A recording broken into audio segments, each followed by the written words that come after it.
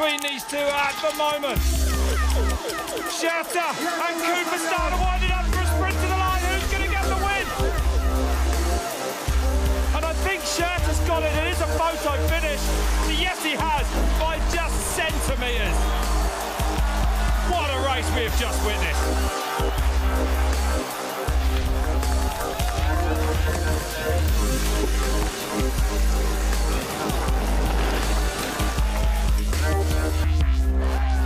Well, no doubt, and that the fight is real. The racing the best we've ever had in 2018. Good afternoon, everyone. Welcome back to Val di Sole for the last race of the weekend. It's time for the men's cross country. Joining me once again is Bartus Brentius. I'm probably going to leave the Roman references there. How are you, Bart? You had a good bit of time off over the last 5 weeks? Yeah, I'm feeling good, and I'm happy to be here back in Italy. It's always good to be in Italy. It's breathing, cycling, and especially here around the course. It's good atmosphere. And the riders as well have had a little break. Some of them have even managed to get away from their bicycles.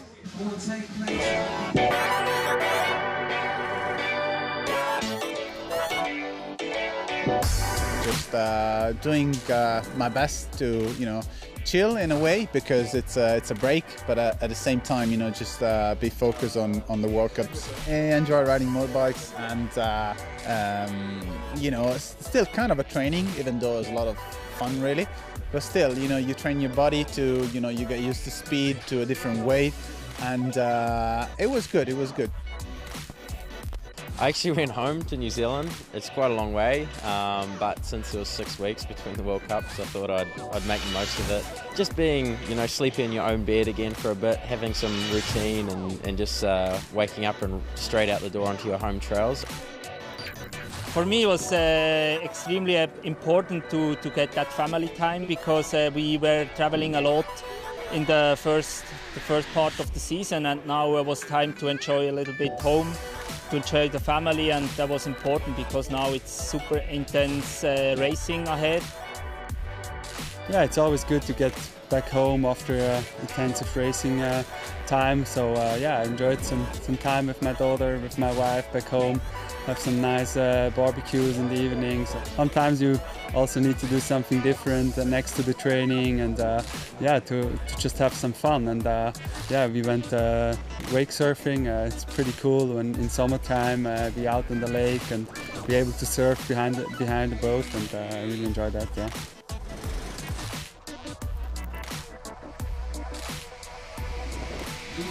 Well, Nino Schurter has been barbecuing.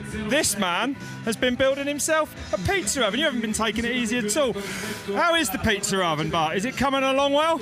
It took a little bit longer than you thought, I believe. I haven't seen these photos. Yeah, it's a great oven, and it's working really well. And we tried the pizza the first time with a bit of sand of it, but right now it's working really well, and it tastes even better than from a normal oven. That really suits you, that hat, Bart, I must admit. He actually thinks, whoops, that is Nino. We think that's Nino Schurter, don't we? I'm on sure there? he is. He's absolutely definite. That's Nino there. Got his own pizza company. Okay, let's go back to the last race then. Back to business here in Val di Sole. Novia Mesto, we saw someone else have a pop at the champ. It was Anton Cooper this time that stepped it up.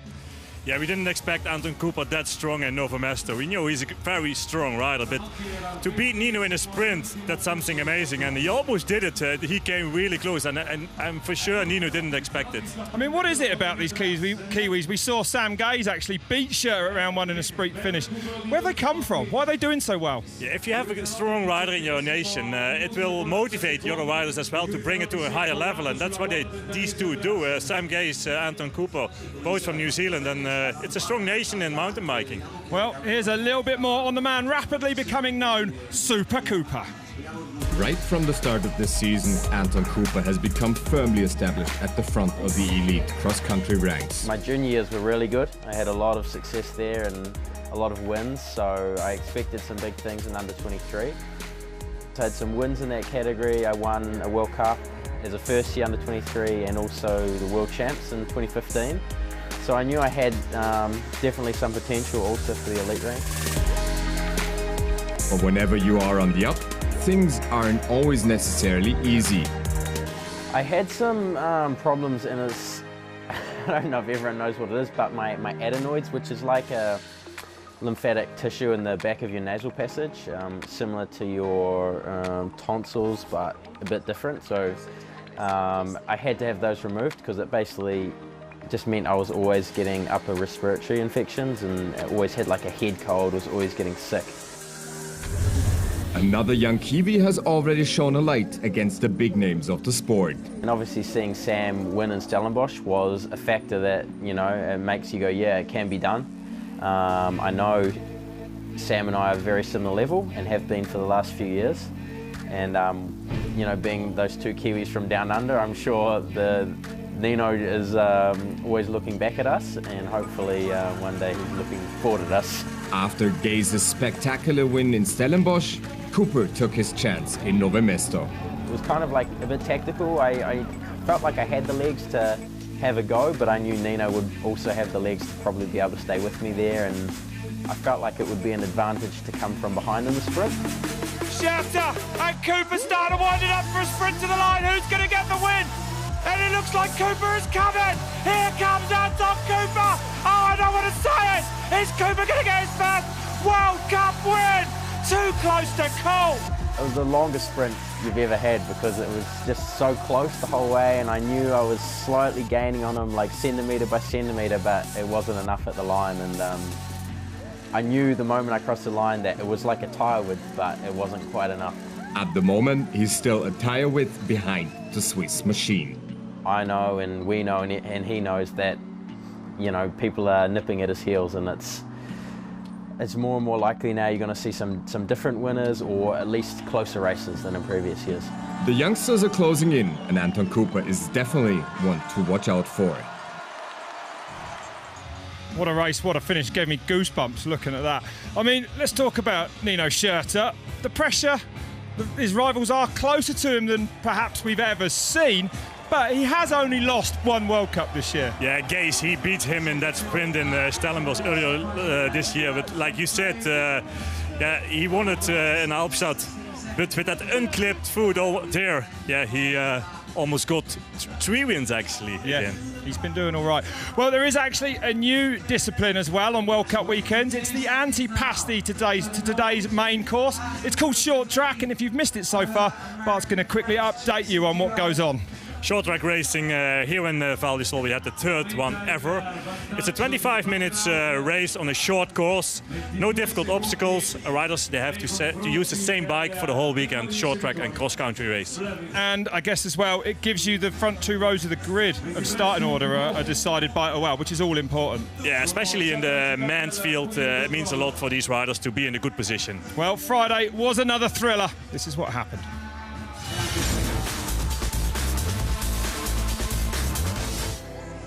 All eyes were set on the overall leader Nino Schurter, who was still waiting for his first ever short track victory. After technical problems in Albstadt and a crash in Nove Mesto, the Swiss hoped that the 3rd time would finally be the charm.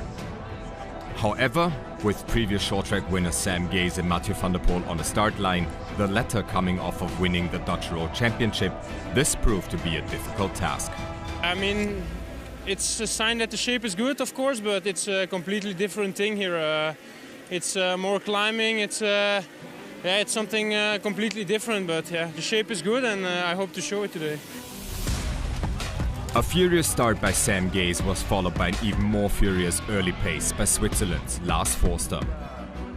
I wanted to be in the front at the beginning. Then I was second in the first lap. Nino let me pass, and so I had to lead out the uphill.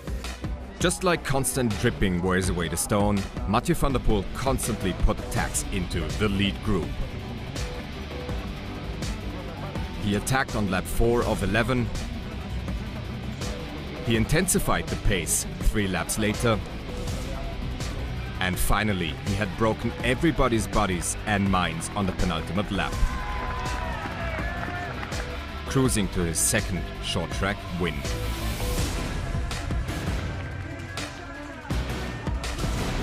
It was just full gas up the climb and then a little bit of recovery, and then the climb was there again. So it was quite hard, but yeah, those efforts like 30-second sprints is something I'm good at, and I enjoyed racing here today, and I hope I can show my good form on Sunday as well. By coming in second, Nino Schurter not only recorded his best ever short track finish, but also extended his lead in the overall. Yeah, it was a tough course, and Mathieu went hard out. I was a bit afraid to spend a bit too much energy here for probably still feel on Sunday. So I'm happy with my second place. It was a good battle, yeah. A courageous come-from-behind effort secured Maxime Marotte a narrow third-place finish.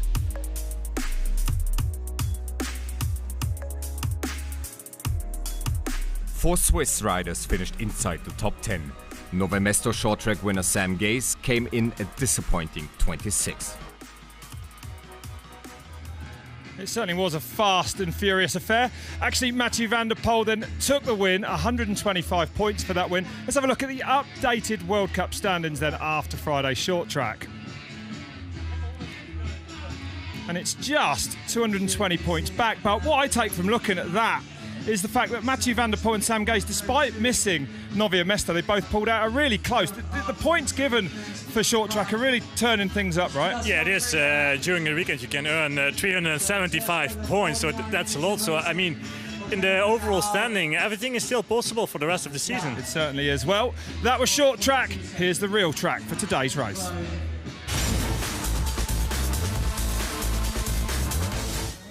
The Val di Sole cross-country course is 4 kilometers in length, features 160 meters of climbing, and is one of the fastest of the year, with average speeds expected to top 20 kilometers per hour.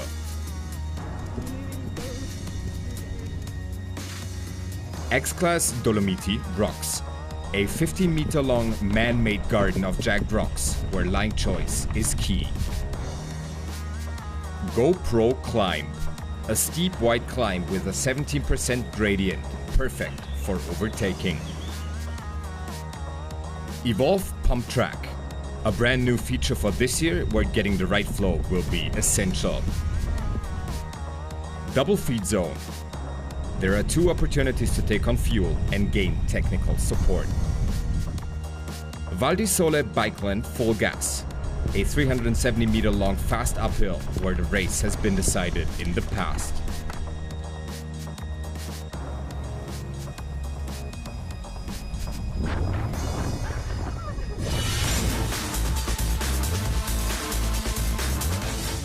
But it's always a track that provides great racing, but this year it's had a little bit of a revamp. There's a few changes, I believe. Yeah, just a few changes in that first part of the race, which is the most technical, with the longest and steepest climbs. But also the descents over there, they are very technical, with some drops in it as well, rock gardens. Riders have to be really careful and attentive and concentrate for the whole race. And I think with the conditions we have, with the heat, it's hard for the riders. I mean, let's talk about it. It's incredibly hot here, and actually a lot of this track is very, very exposed.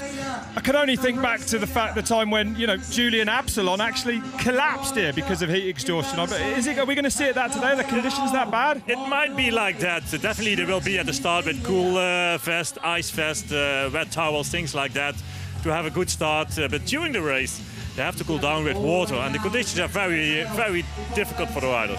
One of those days, Bart, when I think you'd rather be in an air-conditioned commentary box than out on the track. Who is going to take the win then? We've seen Schurter win the last 2 races. Can he make it 3 in a row? Yeah, the races are very hard to predict these days, but I hope the Dutch guy, Mathieu van der Poel. Okay, stay with us to find out who will be Maximus Pedalers. All the action from round 4 of the Mercedes-Benz UCI Cross Country World Cup is about to begin. The commentary available in English, German and Portuguese. Stay with us. Me and the Bartman will be right back.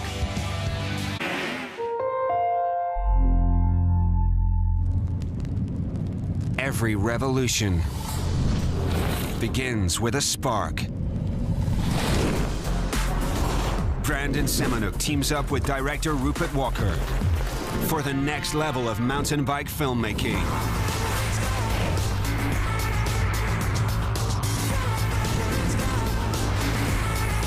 Revel in the chaos. Now available on Red Bull TV.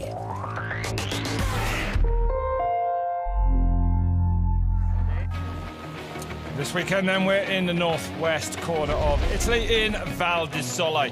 In the winter, it's a valley that is home to some of the region's finest ski resorts, but the snow melts away and reveals the Dolomites as an amazing destination for mountain biking.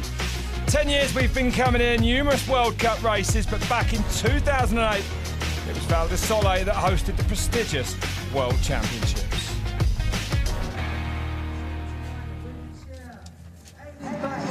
Umbrellas above the riders, plenty of ice vest, as you said, Bart.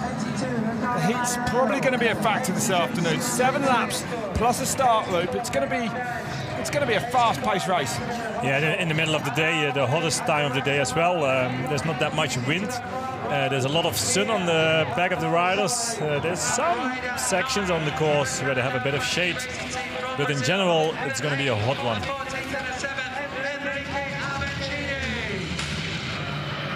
So, Enrique Avancini comes up to take his spot on the front row. 4th at last year's World Championships.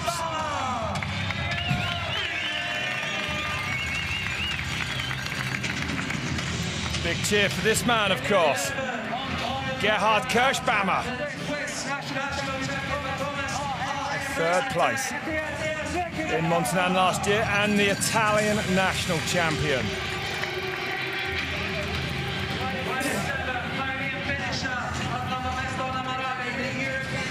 Matthias Flukiger,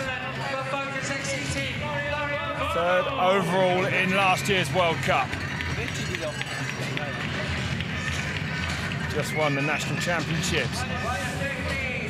Florian Vogel next out. Defending European champion.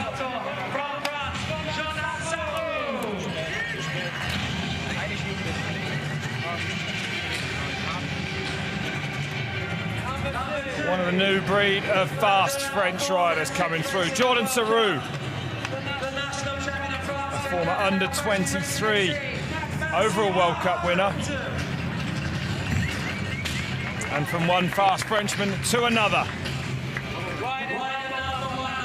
3rd in the Novia Mesto. 3rd overall at the moment, it's Maxime Marotte.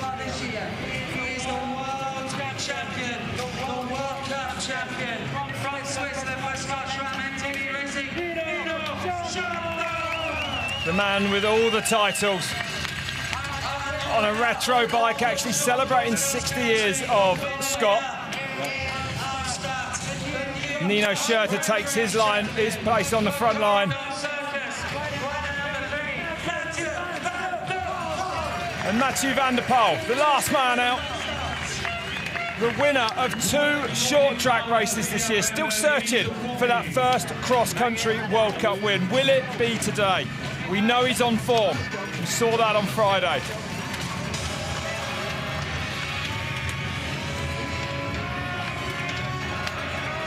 It's going to be an interesting one, Bart. It is. He's aiming for that win, that World Cup win. You know he's got the power. Can he last an hour and a half? Anton Cooper there. And then we saw in the pre-show, sensational ride at the last round. Jaroslav Kulhavy, former Olympic champion. And this is the start list. Lars Foster, Titua, Caro on the 2nd row. Anton Cooper there as well on that 2nd row. Serrano. Kulhavy, the 3rd row. Tempier, a little way back, who had that brilliant ride here last year. Sam Gaze, a little bit further back as well. It's due to the short track, actually, on Friday, that sorts out the start order for today's race. Howard Grotz, 36, from the US. Strong rider, good climber. 114 entries, 31 countries, 24 degrees out. Humidity, 48%. It's high. Feels it, actually. Yeah. It feels much warmer too. It does feel a lot hotter than that. Let's hope the start loop goes a little smoother for the men than it did the women. Riders, you will start anytime in the next 15 seconds.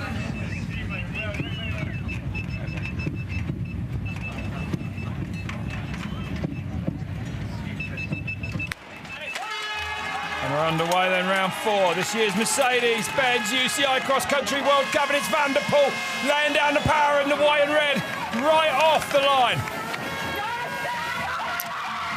Yeah, the start always dangerous. There's a chicane in it, like you can see right here. A very bumpy grass.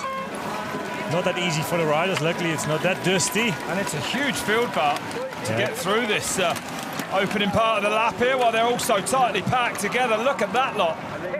Yeah, it's a huge field, especially when it comes down to a single track later on. And there has been a crash or something in the middle.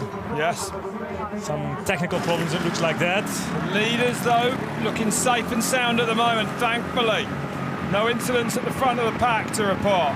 Avancini with Van der Poel leading it. Avancini is a fast starter, the Brazilian. We see that quite a lot from him. Schurter tucked in there in 3rd. Vogel was in 4th place. Maxime Marot moving up there in the red, white and blue on the left. And Lars Forster from the BMC team in the red and black, number 6. Kulavi, good start of him as well. Already in the top 10, around 7-8 position. That can very often be a good sign for a good race. With Sam Gaze as well. Tempier, Justin Anton Cooper. 2 New Zealanders going through. Manuel Fumig walking besides his bike. Something is wrong, probably. Could well be, unless he's just got that's a long way up on that turn, but that's a long way to the That's a long way to the deck. Cooper 15. McConnell there inside the top 20. And this is why it's so important to get out and at the front if you can. Of course, it's impossible if you start further down the order. After the top 16, it comes down to UCI World Ranking that denotes your start position. Yes, if you can have a good race on Friday, if you can make it to the top 16 from a 40th position normally on your ranking, that should help a lot for a good race already. Yep, the XCC, vital really. So Van der Poel chases Avancini, all the big names are there. Kulavi goes through again.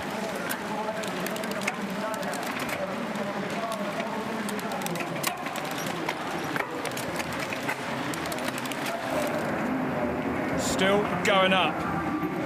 Yeah, they're almost to that first part of the lap where they are right now. Almost goes to the same elevation as that first part of the course. Yeah, this is the second loop on the lap proper. They've missed out that first long climb, which you will see as they come around to complete the start loop and go out onto the first lap of the race. So at the end of this long straight, I would say, there's a really fast technical descent to the finish line. And after that, they have to do 7 full laps. It'll be interesting watching this lot, Bart, go down a single file down that first descent that is rapidly appearing. It is, and the field will be stretched out immediately to a long line. Yeah. Some small gaps in between the riders because you need to have a little bit of a distance. And that's why everybody likes to be so to the front. Some riders even opting to take the longer beeline, as we call it. Misses out those rocks. Yeah, especially in the beginning of the race, it's not a bad option to take. No, I mean, they're not taking it because they can't do the A-line, they're doing it because the A-line is so busy. And where the 2 lines come back together, it's a downhill traffic jam. And on some of the sections, there are some drops where you need to have a little bit of speed, actually, and it's even very difficult for the riders around the 40 positions, I would say, over there. What goes through your mind, Bart, in a race at the start when you know you're in a traffic jam, you know the leaders are getting away from you? Yeah, it feels really bad, but you have to stay calm, and you know, the first riders, they go flat out. There's no traffic for them, but you have to stay calm, and after a couple of laps, there's space enough. But it's not a good feeling, not a nice feeling for the riders too. So let's have a look as they come up to the line what the order is. It's going to be Avancini leading. It's Maxime Marot behind him. Mathieu Van der Poel, the Olympic champion. Nino Schurter. Sam Gaze already up to 5th. Overtaken some 21 riders to get to there. So he looks like he means business. Calavia's teammate right behind him. Tempier, who was so amazing here in last year's World Cup finals, goes through as well. Cooper back in 17th. Yeah, Cashbaumer we saw as well, the Italian national champ, around 15.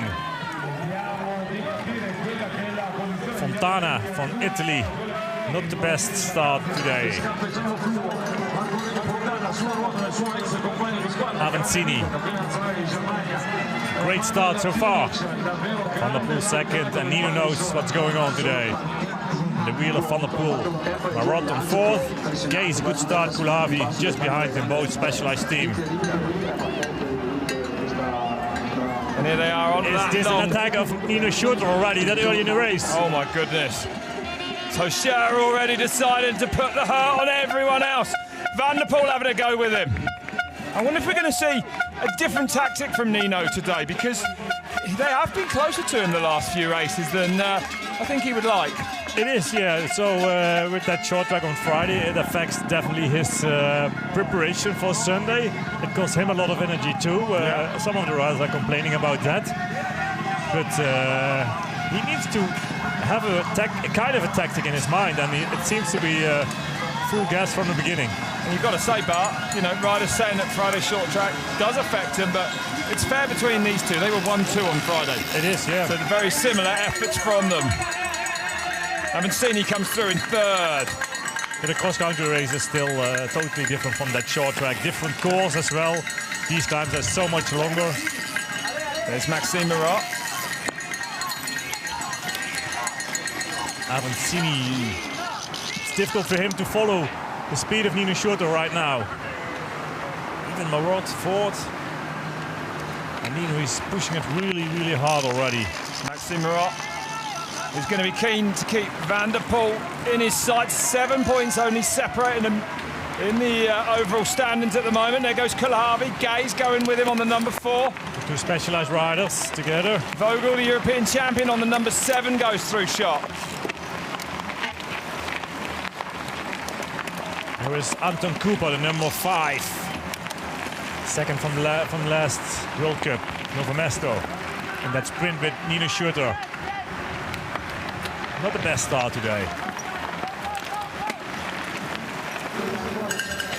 Well, already 2 riders separate themselves a little bit from the rest of the field. Van der Poel staying with Schurter at the moment. Can he follow him? That is the big question, isn't it? Yeah, it's been hard a few times this year. It seems to be if riders coming closer to Nino, he will have like a wake-up call it like that. Yeah. And he's getting even stronger again. Well, Friday's short track race probably didn't sit that well with him, I would imagine. It was a second place finish, which most people would be happy with, but it's Nino Schurter we're talking about. A man who makes winning his business. And definitely also these points in short track counts a lot for him too, for the overall standing. So that's why he's working that hard on Friday. He does have a fair lead in the overall World Cup, 220 points. Remember, Mathieu Van der Poel, the man in second place, didn't finish at the last race in Novo Mesto. Actually started that race shortly after surgery, as he did in Albstadt. I guess that's all behind him now. He's fully back to fitness. It is a quick back over his shoulder to Van der Poel. Where is he? But he's still here. Nobody else. Avancini a bit further down. But Nino is pushing it really hard. And it's only lap 1. I'm liking that retro bike that Nino's on. Even down to the old graphics on the forks in the frame. 8 seconds. Avancini. Here's Maxime Marat. Second in the World Cup at the moment. Kulavi takes the look over his shoulder. Where's Sam Gaze? Here he comes, dropping back a little bit, Sam Gaze. Tempier goes through on a 13. Sam Gaze, the number 4. He's struggling on this climb. Anton Cooper, number 5. He certainly is, yeah. Sam Gaze is struggling on this climb, what I said. A good Braido, good start for him as well. He's in the top 6th place. No, a bit further down. Sorry for that, but he's fifth. Sorry. Luca Braido from Italy. We get the fans excited. But serious business for Nino. Flying. Yeah. He likes to light it up where he can. Small gap to Van der Poel right now. It is. Richie Van der Poel on the Canyon bike. Full suspension bike bar. Both. The two leaders, yeah, interesting. Avancini, third still. Maxime Rod and Braido on the 5th place. Luca Braido from Italy.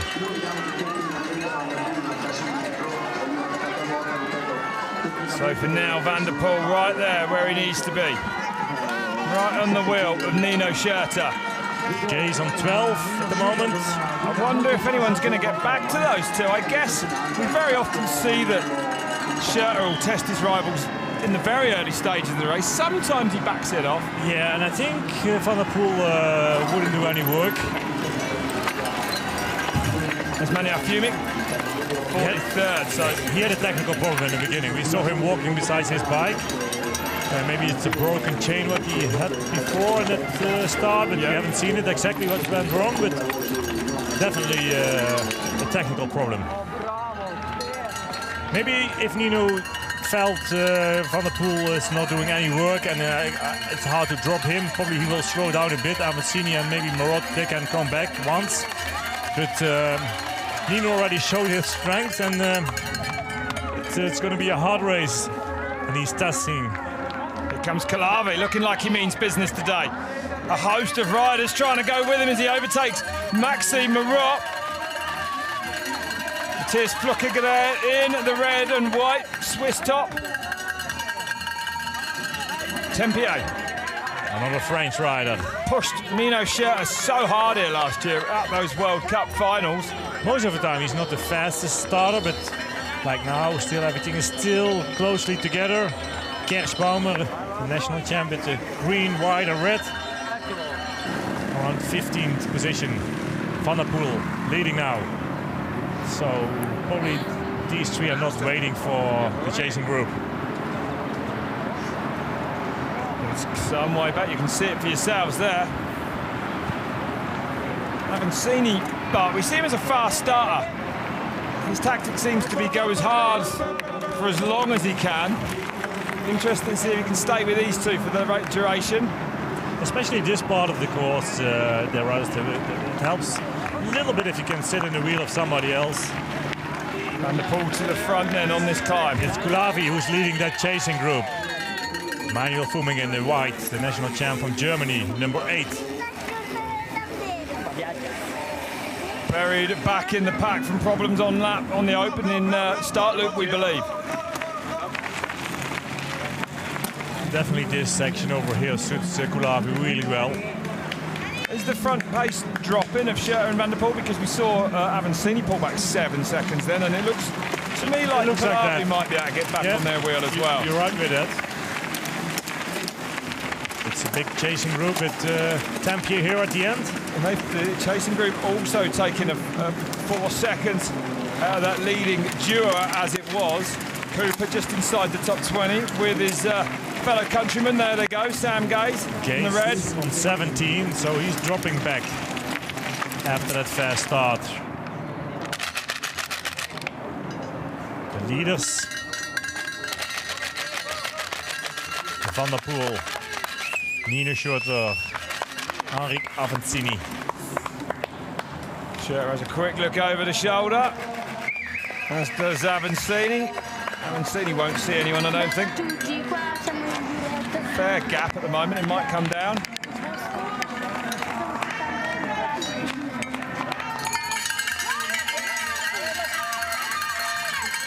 Avancini never won a World Cup, did he? No, he didn't. Even not that many times on the podium, or this year he did. In fact, I don't think he's ever made a World Cup podium. His best result, I believe... He never made a World Cup podium. I believe his best was the 6th he had in Novia Mesto this year, the last round, I think. Sorry if I'm wrong, Henry. But I think that's how it is. It might be like that, yeah. We've only really seen him. Braido is coming back to the leaders. All closing up now. Too. Vogel is with them too. still lap 1 of 7. Very often the race will calm down after a frantic start loop and a frantic opening lap. It's Luca Braido who's leading it here from Italy. Crazy. The number 28 on the number plates. He means it today then. Wouldn't he love to perform in front of the Italian fans? 27 years old, Luca Braido. Well, he's not scared of Mathieu van der Poel and Nino Schurter, is he? Not at all. Braido, we knew him from the eliminator races, where he was very strong too. Not scared at all. Aggressive style of riding he has. Also fast in this descent. Yeah. So the tech feed zone he comes round then to end lap 1. Yeah, two brothers, Luca and Daniele Braido. And Luca obviously the strongest, is he usually? Yeah, that's what I thought. But I don't know where his brother is at the moment.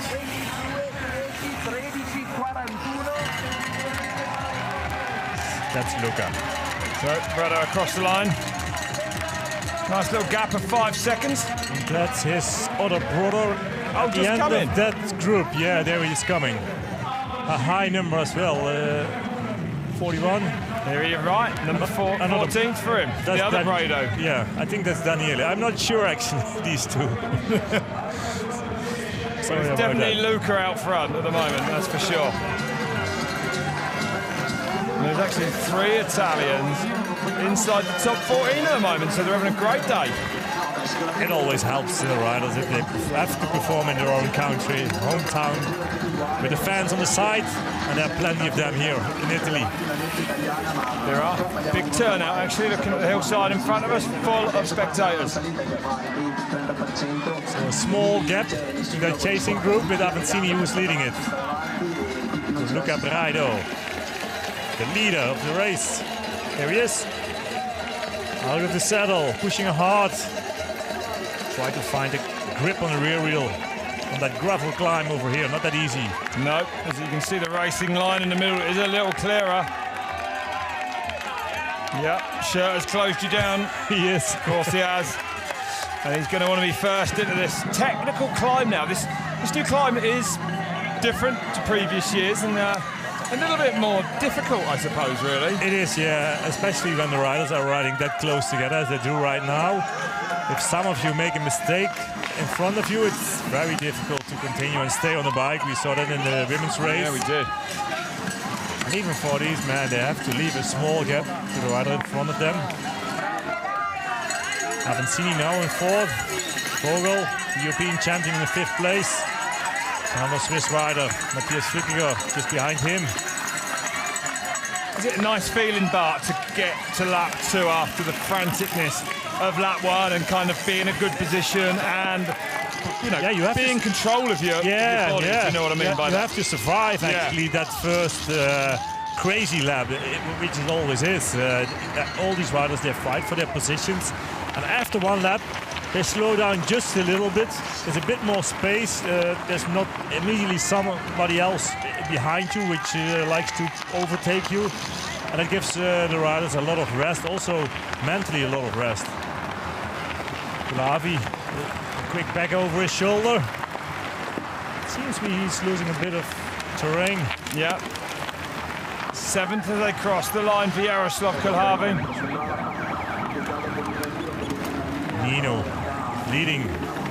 Van der Poel, a small gap. Yeah. Noticeable gap. Vogel goes through. Nino is pushing it really hard today. He's probably quite angry about Friday night. He didn't win.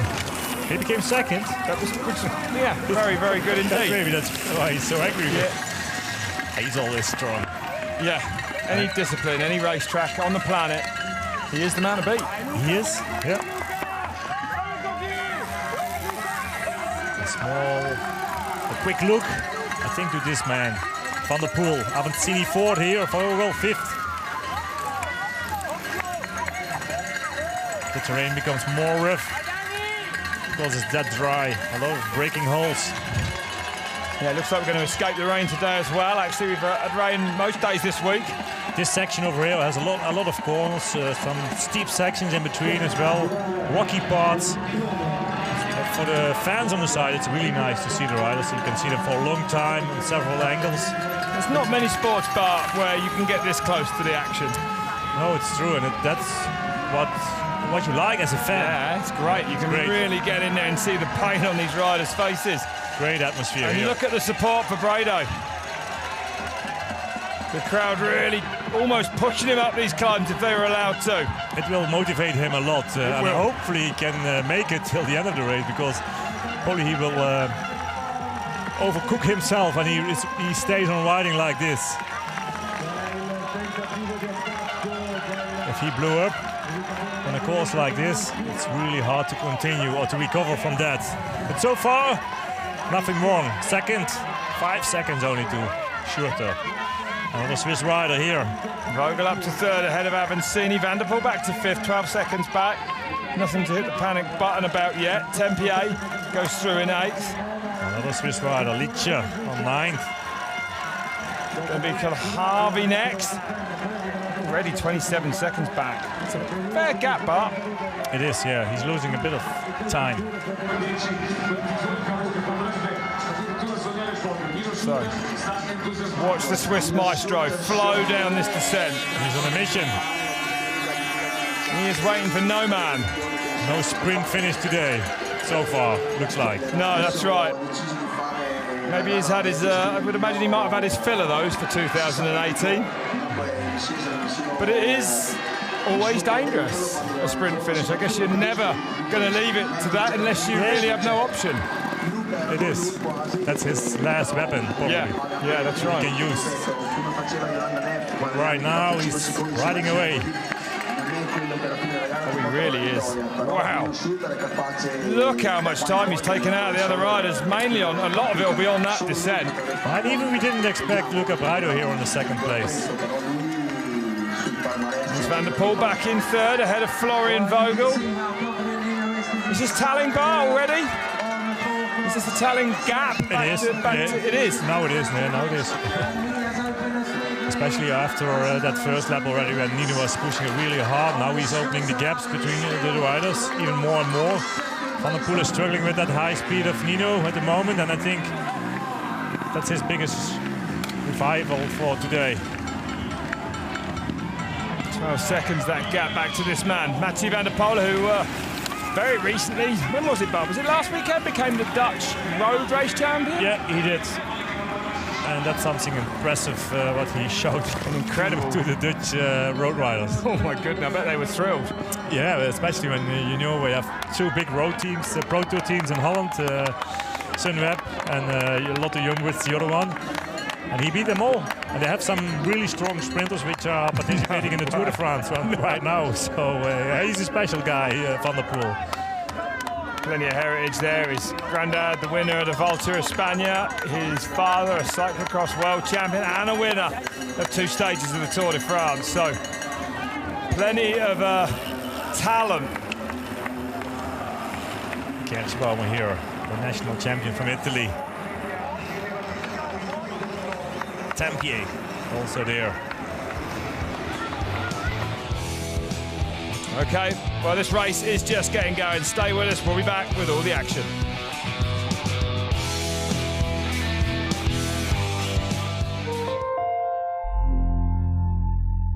Pump up your tires for the world of Red Bull. The best live events, feature films, and shows. Make it your world and download the app for free.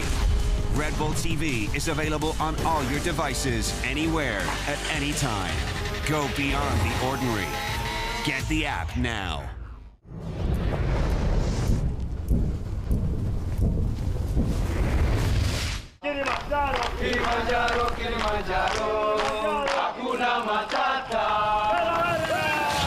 Trial bike legend Danny McAskill faces his biggest challenge to date.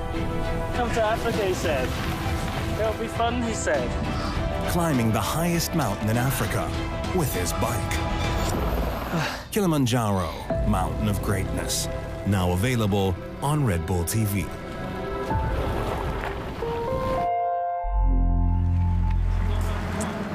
Welcome back to Val di Sole in Italy. It's the final race of the weekend.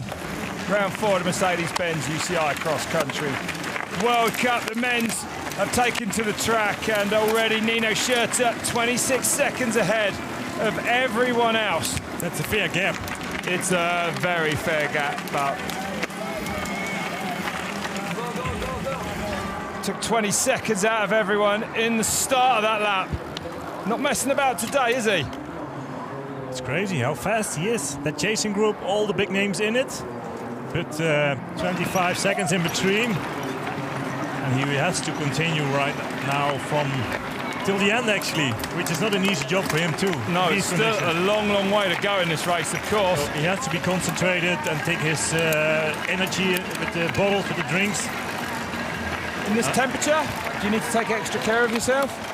It is, yeah, but it helps a lot when you are riding by yourself and on your own. You have time for that as well, to relax on several parts of the course, to have a drink, to cool down with some extra water, because there's no pressure from other riders behind you. No one's going to snatch that lead away from you in a split second. So you might lose a few seconds in some of the sections and gain it again a bit further. Josh Barmer going through. Tempier also came back to this chasing group after not such a good start he had earlier. Avancini now, the last rider of this chasing group. Matthias Flückiger, he became actually the national champ mountain bike 2 weeks ago in Switzerland. Nino, he had a technical problem. He came very close to the podium again after his chain, I believe. Yeah. Yeah. Seen a lot of that this year, actually. It is more in the 12-speed cassettes, smaller chains. Yeah, it's always a dangerous part of the bike. Plenty of different lines through those rocks. Yeah, we see that actually a lot in the downhill races, strangely enough. Yeah, I can imagine in downhill they have to put down the power directly from the start. And they change gear as, you know, at full power. That seems to be what it is. It's a 7-speed block that most of the downhillers run on their bikes, incidentally. Schurter coming around to finish lap 2 then. Through the tech and feed zone. Nothing to drink. Nice cooling refresh of cold water all over his body. It's going to be a long race for him. Well, it looks like he's made that decision now to go it alone. It is. There's no way back. Taking a look over at the gap. Seeing who is where. Very much in control, the Olympic champion. Kersbaumer missed his bottle. That's not what you like as an athlete. Not in these temperatures, but it just frustrates you, I'd imagine, huh? It is, yeah. It's a very bumpy section here, that tech feed zone. And now Van der Poel dropping back a little bit further from even this second group, but... Yeah, even he has troubles to follow this speed from the chasing group too. Haven't seen it in 8th. Tempier already up to 7th place. Yeah, the way how Van der Poel won that race last Friday was very impressive, but he spent a lot of energy in a race like that too.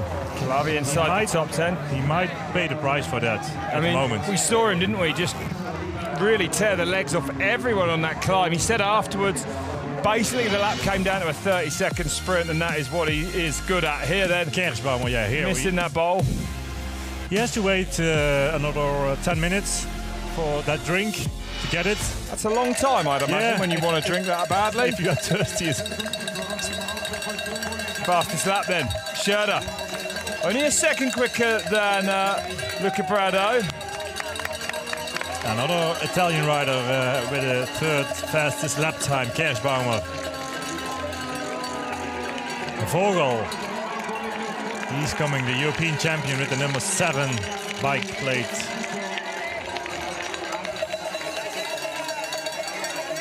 Winner of 2 World Cups, Florian Vogel. The last one, though, 8 years ago. Tempier going around Van der Poel.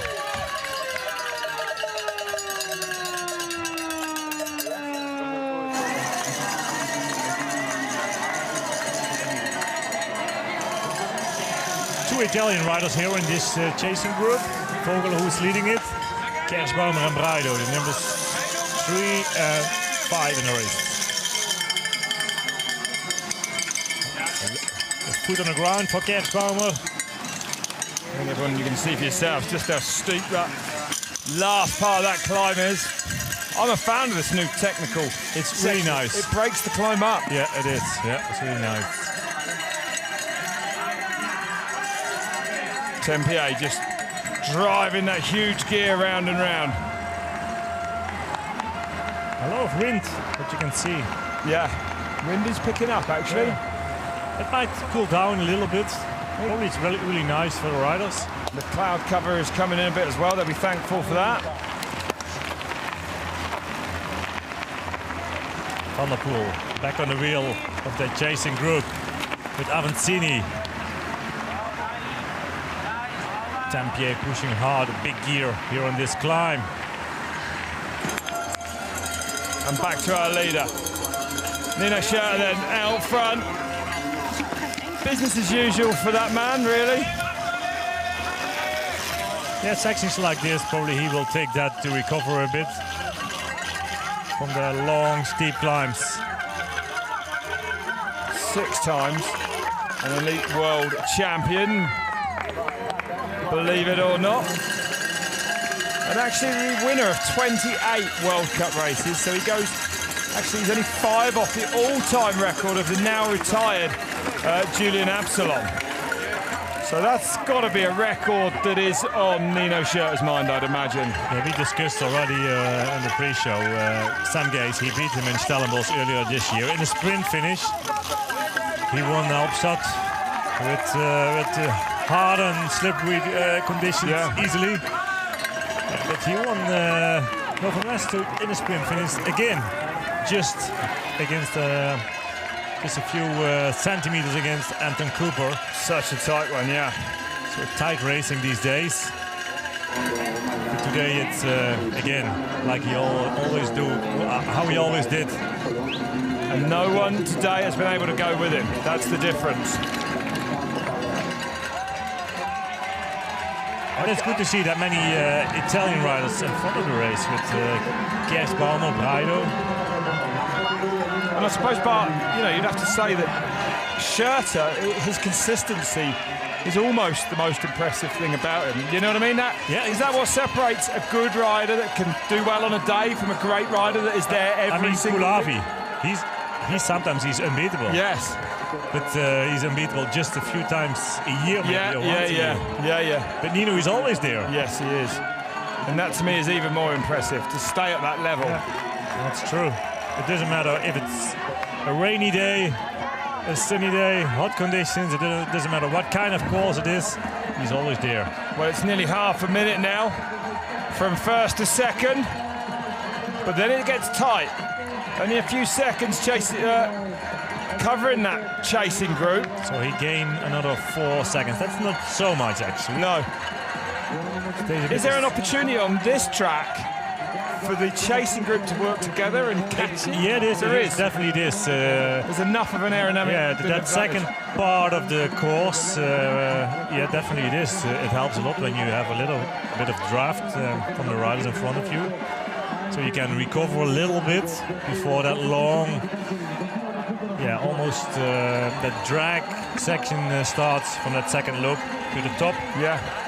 It will help a lot. And even the speed most of the time from a chasing group, it's easily to continue to and stay high compared to if you have to do by yourself. So there's Jolanda Neff warming down after that women's race. Warming down. Yeah, that's what they do. That is right, yeah. Cool down. Cooling down. Yeah. But yeah, riders, they have to warm up and they stay on the roller and they have to cool down after the race again. It's part of their job. Yeah, that's right. Otherwise, you feel even worse tomorrow. Yeah, very bad. I saw a lot of riders, they take a bath in the river over here, in the cold water to cool down. It's really cold. It's like only a few degrees. You won't get me near that. Ice water. Won't get me anywhere near that. Schurter on lap 3 then already. Riding with intent. He knows exactly where the chasing group is. You get that information from the side of the race. You will see it on the screen as well when he crosses the start-finish line. Yeah, Matthias Flückiger in the red, and the white cross. It's a new Swiss champion. A new kit for him as well, the number 11. Well, what a race for Braido. For Kerschbaumer. Braido, of course, as well. Yeah, another really. Italian rider. But even after 3 laps, what we have done so far, still in the lead of the race. I'll tell you what, the pace of Schurter at the front must be pretty all out, because look how hard everyone is even working to keep in touch with him. This chasing group, the pace of them on these climbs is frightening. They're not slowing down at all. Aerodynamic position for Nino Schurter here on the flat. This section over here helps a bit if you can have a rider in front of you to save a bit of energy. And then you are a bit more fresh when the climb starts over here. Look at that gap. Well, that has surprised me. Schurter is very nearly out of sight, out of mind at this point. It would help this group if they could even see the man they're chasing. Yeah, it will help, yeah, as long as probably they will see them one more time on that steeper climb in that first loop of the course, but maybe that's a tactic of Nino too. Go away, but nobody else can see you.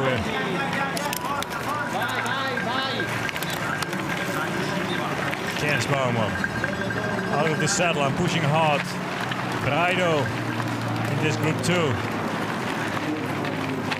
The bar swinging Stefan Tempier on the Bianchi. So the climb not over yet. Onwards and upwards they go. Van der Poel 28 seconds back.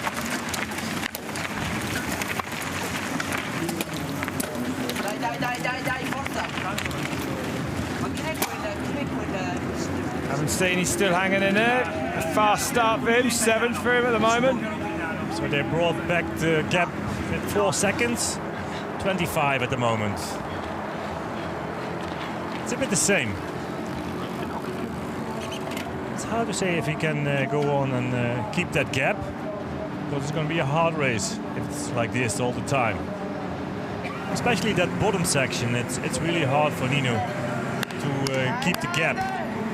And if the chasing group has a little bit of a feeling that they come closer, it motivates them a lot. Well, the Italians are going to be motivated. Do you know when the last Italian male winner of a World Cup was? Ben. That must be Paola Pezzo? Male. Oh, male, sorry. So Eva Lechner would be the last female, of course. For sure, yeah. The male. Ooh, male. I've got him. Fontana, I would say. You're impressed, aren't you, with my knowledge that someone's just given me? It was actually Marco Buey at round 3 back in 2005. Thanks to my sources for making me look incredible. There's not much that the Bartman doesn't know about cross-country. Fontana didn't win a World Cup. That's right, he didn't. He didn't yet. Marco Buey. And he won't be today, actually. He's a little bit bruised and battered, Marco Fontana, from a crash in the week. So this man, though, not bruised and battered one bit. He's bruising and battering the opposition. Schurter leads at the moment. The pace these XC riders now fly down even the most technical descents. I went riding actually with Sam Gaze a couple of weeks ago, believe it or not, and clearly on the climb it was hell on earth. Well, he wasn't even slightly out of breath, but on the downhill, gone. Couldn't keep up with him, nowhere near. A bit of background as a downhiller for you. Exactly, yeah. Actually, Matthias Flückiger, he's riding a hardtail bike. All these men have their full suspension, except Matthias Flückiger. 100 millimeters of travel, though, as all these bikes have on the front and rear, usually. Not a lot, but it does make a difference. But it goes a lot of energy for Nino too. You can see the expression on his face. Yeah. His body language. Look how hard he's going. It's not an easy ride. Look how hard he's going. He is a machine. Every week again. Every week, yeah. 39 minutes has passed then. On to lap 4 goes our leader. 20 seconds back to second now. They came back 5 seconds again. And these split times are on different places on course. I think we have 3 different split times with that start-finish line. Yeah. So they brought it back with 5 again. It may extend again on this steep climb. I suppose that there's less of an advantage for the group. Yeah, in fact, yeah, you're right. They could even get in each other's way a little on this climb. This part of the race suits Nino definitely a bit more than that second loop when it comes to the finish line.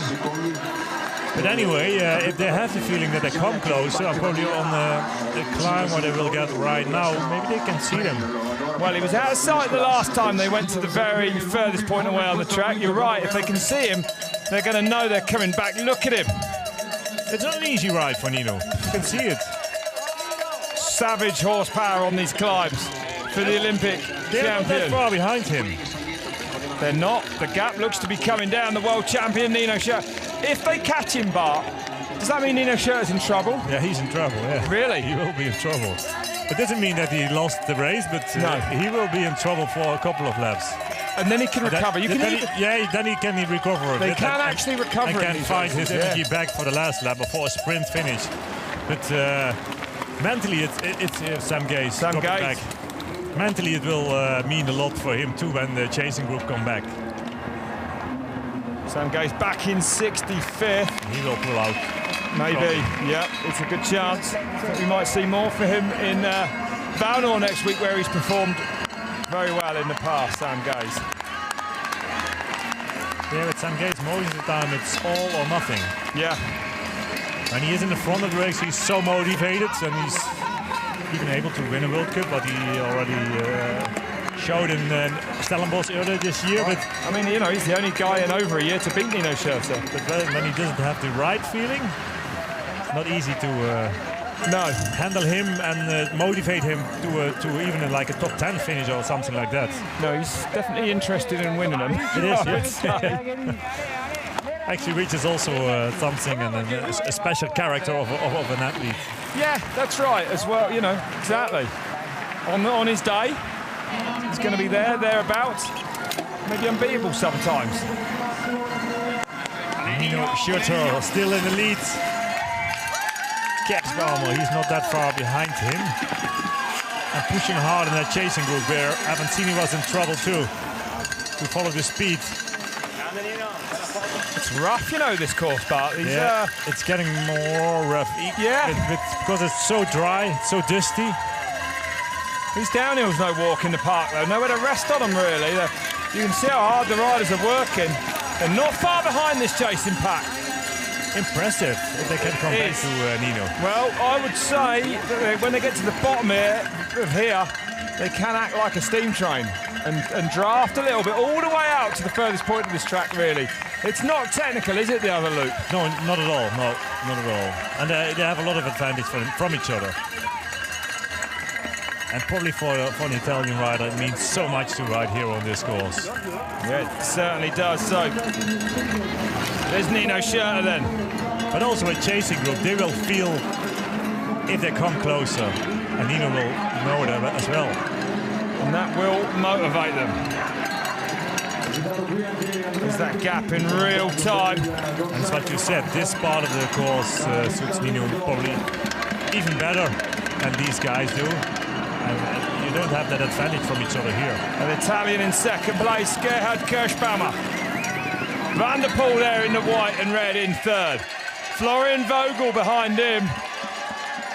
I'll tell you what, Kirschbaumer is giving the crowd what they want. You can see him there, Bart. Yeah. They're not that far back. This is great. This is turning into a good race. It's something what I didn't expect, actually, that the chasing group could come back to Nino. I kind of thought it was looking like it might be over as well. We did say it actually in the break. Kirschbaumer, though, let's not forget what a talent he is. 2 times an under-23 world champion. So, you know. And he reached the podium last year in Mont-Saint-Anne as well. Yeah, he did. 3rd place in St. Anne last year for him. And He's picked a great race to find some form, that's for sure. 16 seconds. Look at the people here. It's coming back to 4 again. Now the 4 goes off. Wow. Tempier, typical style. Yeah. Out of the saddle, using his body weight to push down the pedals. Well, it is a style that works for him, actually. Another Italian. World number 2, actually, Stefan Tempier from last year. Second in last year's World Cup overall. Credo back in 8th now.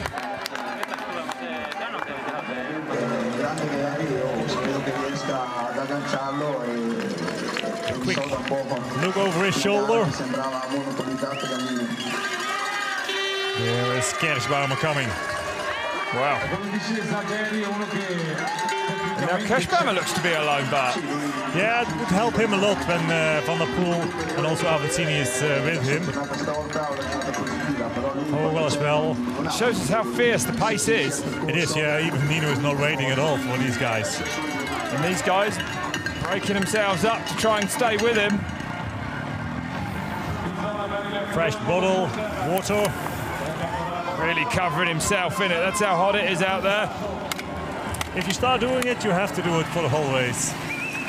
No fear of a cramp putting that cold water on your hot legs like that? No, but cramp might be possible in these conditions. Yeah. I mean, the riders have to be prepared for that. That's why they have to drink so much as well. And still they lost a lot of body liquid during the race. Some food in his mouth. Gel, some extra energy. Wow. Sure, doesn't he just look awesome? Flows on the descents, attacks on the climbs. Not that much time for him to relax. That's very true. Stretch his legs. Well, it's all happening here in Val di Sole, Italy. We'll be right back.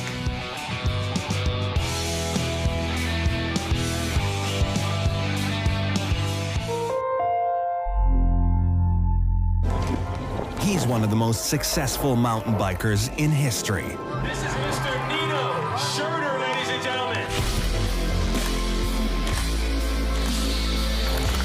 Nino is simply the most determined person I know.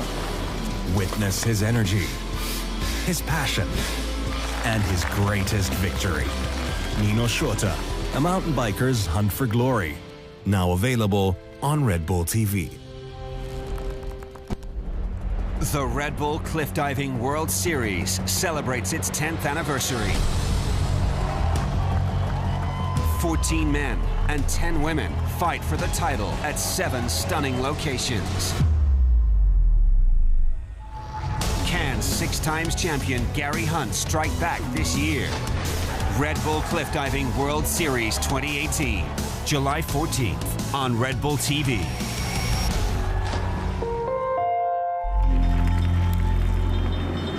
Welcome back to Northern Italy then. Round 4 of the Mercedes-Benz UCI World Cup. My name's Rob Warner. If you've just joined us, Bart Brenton, the former Olympic champion, is in the commentary box with me, and we are seeing an enthralling battle. Nino Schurter leads, but the gap to Kerschbaumer and Van der Poel looks to be coming down, Bart. Yeah, it's coming down again. Each split time, it's about 4 or 5 seconds, but they gain back.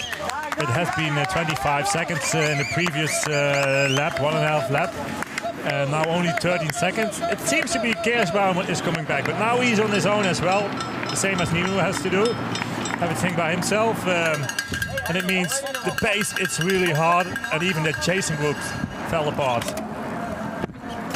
But as we saw during the break, last lap, at the end of that long grass straight where they turn and go back up, Schurter was out of sight. This lap, he was very much in sight.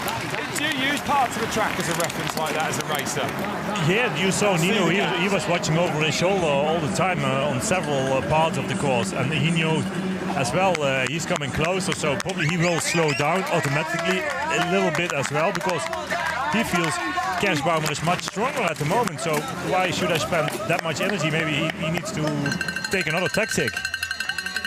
And we knew from Nino he's always stronger in the last lap. Yeah. Maybe what we already said, his last lap in the sprint finish. Oh, look at that. Kirschbaumer looks to me to be coming. And this is a new rider again, a young rider. Someone else. So motivated to do really well in the World Cup, especially here in Italy. Home soil race. Die. A lot of Italian fans. That'll be a big difference to this man as well. Van der Poel a bit further down, but still in vision. Flying down through those rocks there. Just a couple of turns back now. It seems to be the gap between Nino, Kirschbaumer and Van der Poel is almost the same. So it looks like Van der Poel is losing a bit of terrain to Kirschbaumer.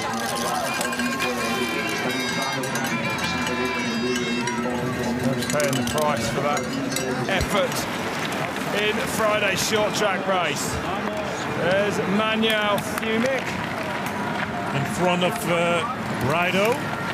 No, it's somebody else. 45th at the moment, that man. He had a technical problem in the beginning. We don't know exactly what went wrong. But, we saw him off the bike in that first climb early in the race. Mirko Tabaki going with him.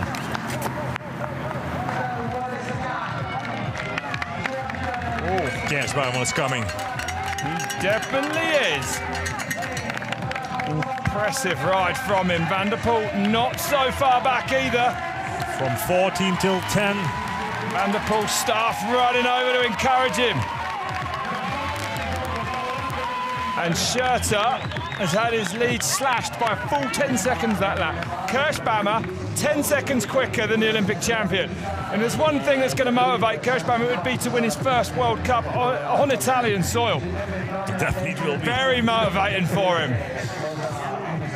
His first World Cup win and also his first World Cup win on home soil. Yeah, if you're going to do it, it's something this special. Would be the day to do it.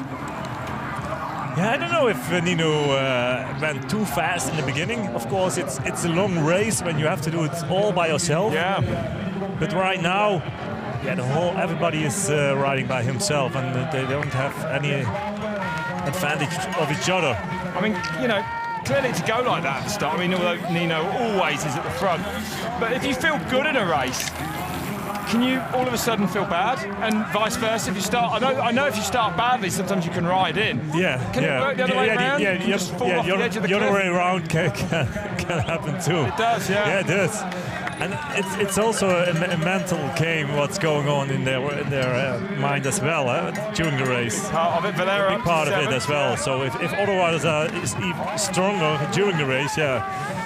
Sarou 11th, Carreau, the other Frenchman, the other young Frenchman, they're in 16th. Orbach from Switzerland.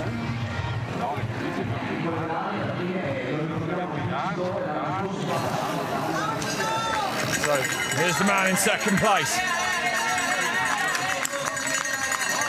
Gerhard Kirschbaumer, 27 years old. He's a tall guy, and I guess especially like these small turns doesn't suit him that well. More difficult for him. But he sees Nino in front of him. Hard to believe anyone is actually closing on Nino when you look at him, but you can see it for yourselves. But there's still a gap. That gap, it's coming. It looks to be coming down. Looks to be coming down, but it takes a lot of time. Yeah, maybe. To close it. Van der Poel is far from giving up either. Without glasses. Van der Poel, the youngest man ever to become cyclocross world champion. A sport not too far from this one, I suppose, in many ways. Very different in other ways. In many ways, like Belgium and Holland, it looks like almost the same. But on a course like this, I wouldn't ride it with a cyclocross bike. I think it'd break in two pieces or even more.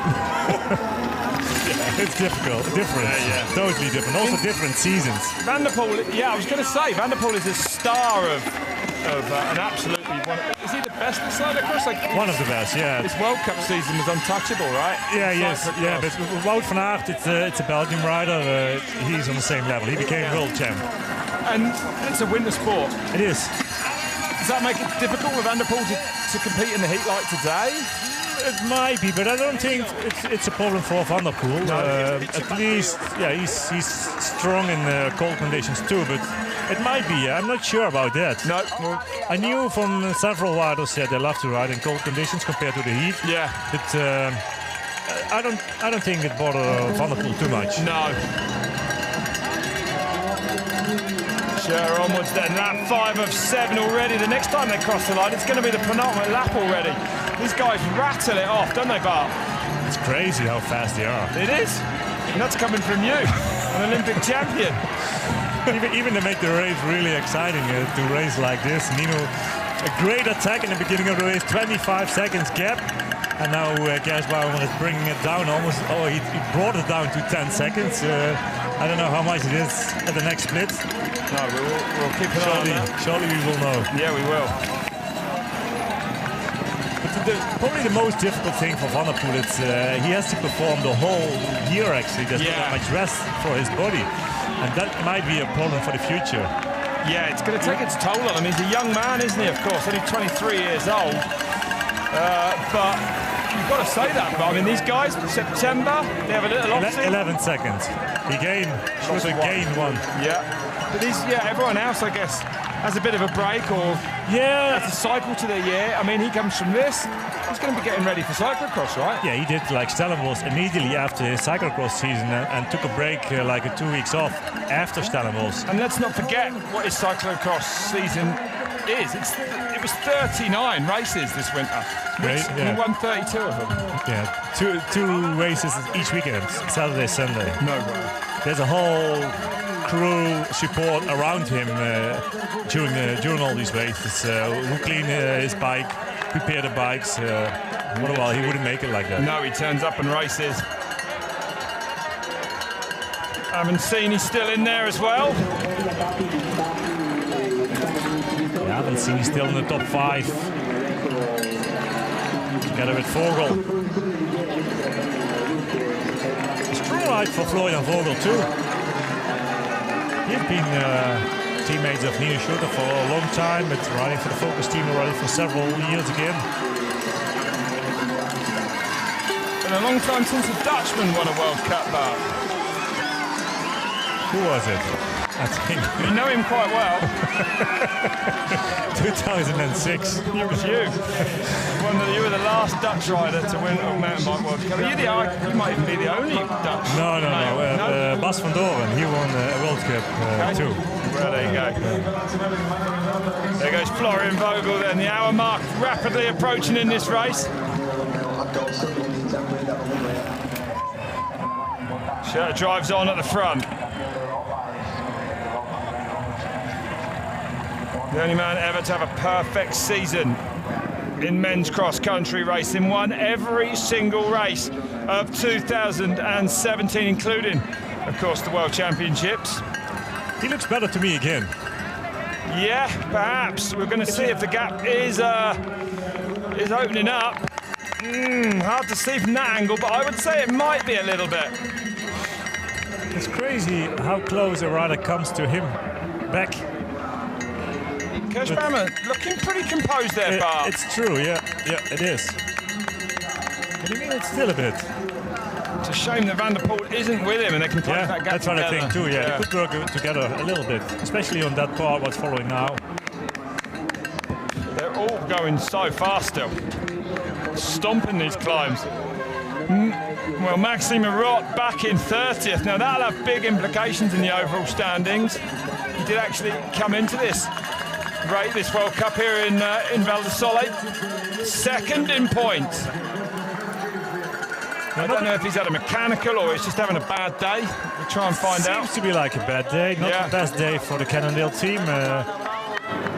Of course, Avancini is in front of the race, 4 at the moment, but also Manuel Fumeki had a technical problem. He's coming closer. I think so as well. He's coming Looking like close. that, it is, yeah. Well, the gap, it was 11 seconds. There's a split towards the top of this climb. Plenty of encouragement for him as well. How much difference does that make, Bart, as a racer? For him it will help. Huge? Yeah, it will help, yeah. Especially here in Italy.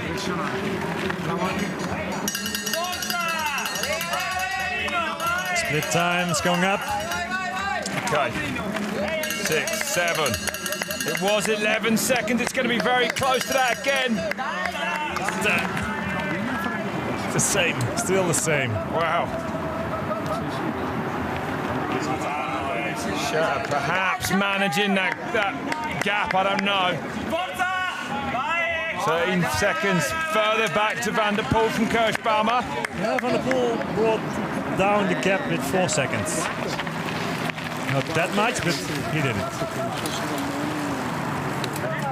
If Kirschbaumer comes to Nino, probably they will slow down. Now, that's an opportunity for Van der Poel to come back to the leaders, but as it is right now, it looks like Nino is not waiting at all. Avancini on 4 together with Florian Vogel.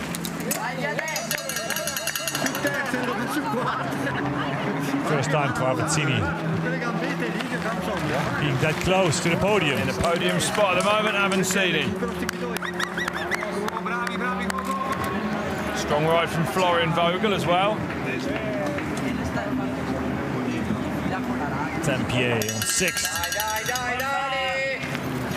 Out of the saddle most of the time on each climb again. Pushing that big gear.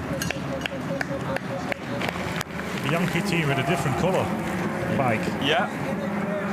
It's a unique style of Tempiers, but one that seems to work for him. Why not? Yeah. The hard thing for a rider like that is also that you have enough traction on your rear wheel, especially on these slippery climbs.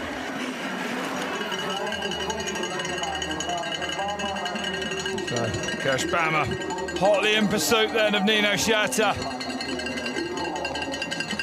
So close, yet so far at this point. Yeah, so close already for many laps. Here they come into the descent again.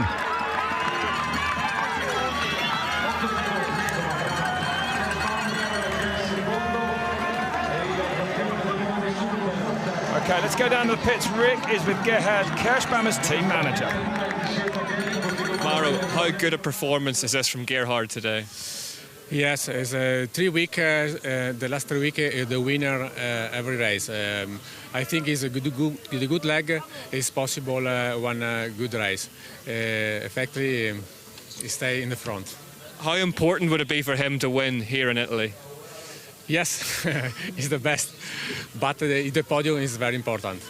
Mauro, thank you very much. Good luck. Thank you. Ciao. Bye-bye. Mauro Bettin, his team manager. Yeah. Cernebi, pretty stoked if he can get on the podium. Yeah, he said he's in a good shape, but riding a World Cup, you have to be in a good shape.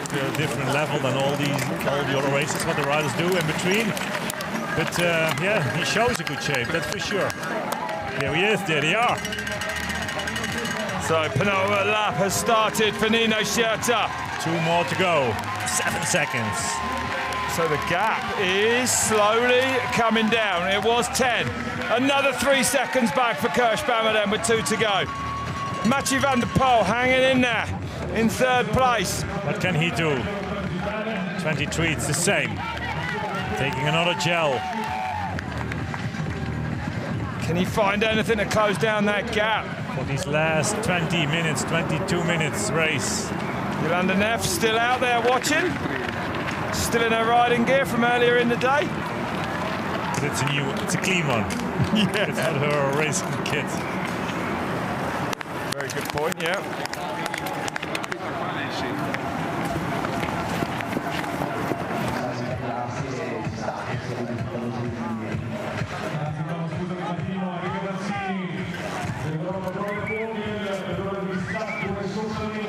There goes Florian Vogel.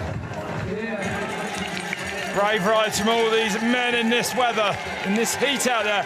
The clouds have gone away, the sun comes out again, and Kirschbaumer looks to be closing that gap. He's going to close the gap, for sure. Out of the saddle. Good form coming into this one. We heard it from his team manager. 3 weekends races, won them all. Great shape. Nothing as big as this one. He's coming back to Nino on a part of the course which suits him the best. His best result, actually, Kirschbaumer last year with that 3rd in Mont Saint-Anne. So he knew what it is to be on the podium. Can he improve from that? Second in this World Cup race, Val di Sole. It's a hard race for the riders. It really is, yeah. I don't think Nino has been thinking about Kerschbaumer. To see him that late in the race, still in his wheel. Close behind him, Van der Poel on third. Out of the saddle, Nino, pushing hard. Kerschbaumer almost there. And I expect they will slow down a little bit. I don't know if it's that enough for Van der Poel to close the gap. 23 seconds at the start-finish line.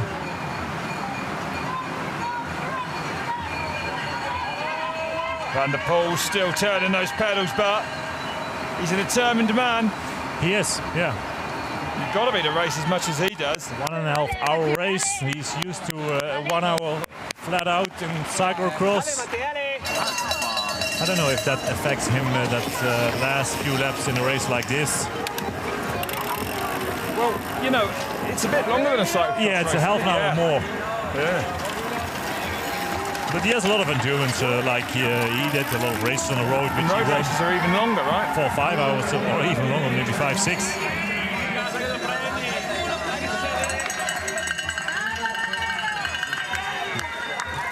Kerschbaumer almost there, back in the wheel of Nino. It's close. What's it like, Bart, when you are that close to someone and the gap is just tantalisingly there in front of you and you can't quite get to him? Motivating or crushing? Depends how you feel. It's motivating, definitely it is. But I mean, still it has to be close. And you know, with Nino, he's a real fighter. And if it comes to the last lap and he already had a gap of maybe 7 seconds, what it was at the finish line, he wouldn't wait at all. He keeps on pushing it, and that's what he does already the whole race. It has been 25 seconds. Kerschbaumer, he brought it down lap by lap. I mean, still the gap is still there. On some of the parts of this course, it suits Nino really well, and I think Kerschbaumer is paying the price for giving it all already for the whole race, the same as Nino does. Yeah. The advantage for Kerschbaumer is that everyone around the edge of this racetrack would, if they were allowed, climb over the fence and carry his bike up these hills for him. The atmosphere electric up there on the mountainside. Kerschbaumer being urged forwards by the Italian fans. 7 at the finish line, 8 at the moment. Hovering around the 10-second mark, that gap. And now the descent for Nino, where we can relax. 2 different lines there. Kerschbaumer goes wider. A little less steep the drop in. Van der Poel pushing hard, smaller gear, but good speed. Looks like that. Well, it is go time here in Italy. Round 4 Mercedes-Benz UCI Cross Country World Cup. If you just joined us, it's an enthralling battle between Nino Schurter, the Olympic champion. This man, the Italian, Gerhard Kerschbaumer, desperately trying to get on his wheel. And just behind him, it's Mathieu van der Poel, the former cyclocross world champion. And a descent like this at the moment, it's a reward for that hard effort what they have to give and that climb. And they can relax a little bit at the bottom where the tech feed zone is. They will have take a drink, 1.5 lap to go. Not that far anymore. Vogel, it's a great ride for Florian Vogel there in 5th place at the moment. It's been a while when he has been on the podium. Yep, certainly hasn't been on the podium this year. Andorra, he did get on the podium in 2017, where we go next week, actually. What a race for Avancini too. The Brazilian rider. Mountain biking in Brazil, it's really popular at the moment. And it's growing massively, right, in South America, I believe. And Avancini, he's big news down there. He is, yeah, he is. He's a star. He is a big star, that's right, exactly. I see some more South American riders get to the top of mountain biking. There's another Brazilian rider, Kukuchi, his name. I don't know which number he has or where he is at the moment. And then down, and of course, you know, not from Brazil but from Colombia, we've got Marcelo Gutierrez doing big things as well. And you usually find that, Bart, the more riders from a country that do well, it brings more and more people in. Here's Nino Schurter through the tech feed zone. Oh, misses a bottle. That's crucial. Yeah, frustrating. Is it crucial? Yeah, he needs it. It will affect it. It will. Yeah. It doesn't want to affect him too much because Kirschbaumer ain't far behind him now. But that's also the pressure what he feels too. The pressure of the staff of the team, the whole team behind him. Van der Poel sitting down where he can, just grabbing a couple of seconds to rest those legs.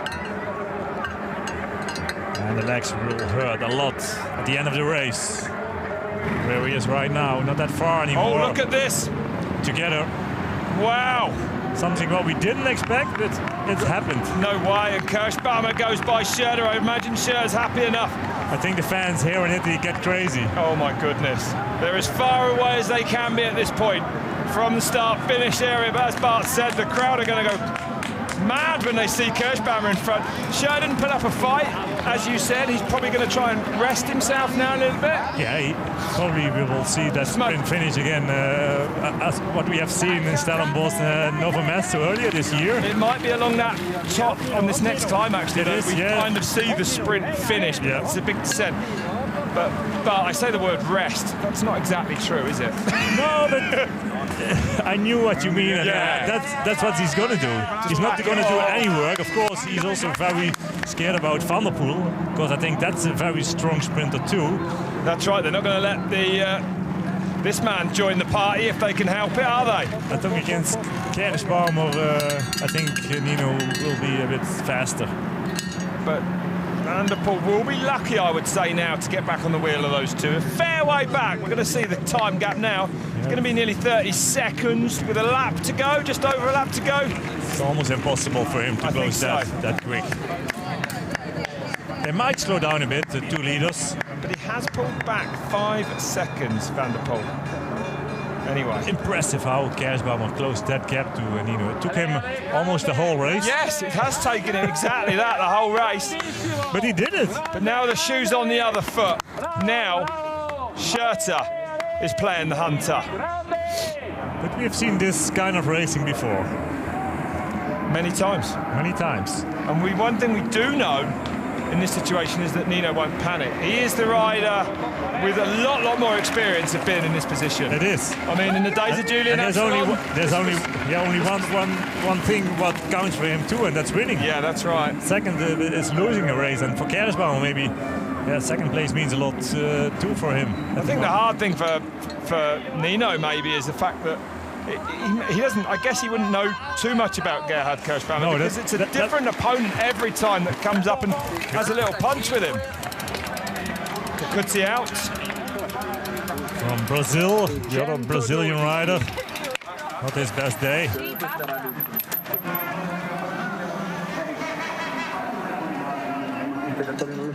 Here they come. Yeah, the first time that they are riding together that far in a race. It's just one descent back down to the finish now. And then they go out for one more lap. One more hard, fast lap here in Val di Sole. What a race we have enjoyed here today. What a weekend of racing we've enjoyed. The downhill races yesterday, also spectacular. Yeah, the women's race too, what we saw earlier today. Brilliant. We didn't expect Maja Zozowska could win it. No. But she did it. It's been a sensational weekend's racing. More of it again next weekend as well from Andorra. Anyway, let's enjoy this one before we move on. It's far from over. Kirschbaumer leads. Nino Schurter. Can Van der Poel come back to these two? Unlikely, I think, at this point. I think too, unlikely. Nino makes sure of getting that bottle this time. If they slow down, you see it as well. They have a little, Speed, drop back. Going to be a game of cat and mouse now. More than likely, the attack's going to come either on his first climb or the second climb. I don't think they're going to make an attack. Maybe Kersbaumer, he tries, but I don't think Nino will do it. You don't? No, not. I don't think. I think the sprint will be his last weapon for this race. Absolutely deafening out there outside our commentary box. The grandstand on its feet. Van der Poel.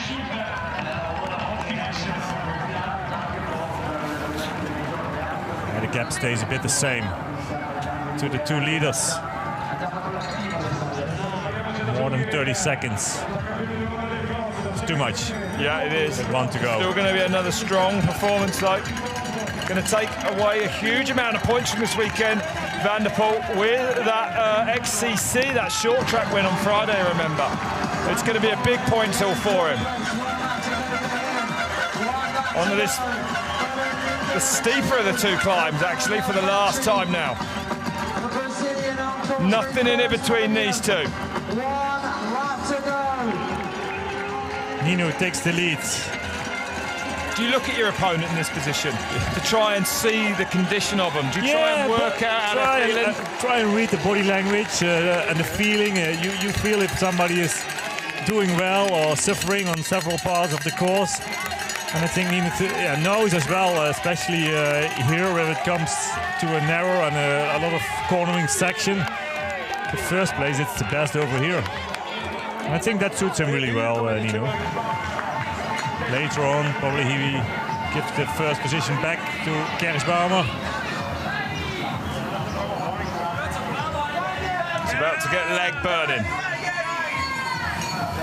So there's the lap comparisons between Kersbaumer, Schöne, quicker only on lap 2. Every other lap, Kersbaumer has set the pace. Impressive. Not much in it, but that is basically how Kersbaumer rode himself back into this race. Yeah, that's how we're back. It's true.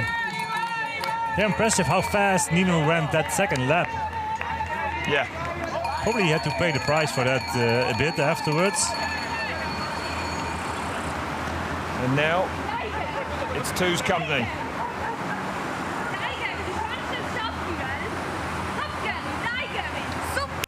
Plenty of encouragement from the fans around the side of the track. I wish I spoke Italian. Die. That's what we can understand. Go. Go. Van der Poel, third.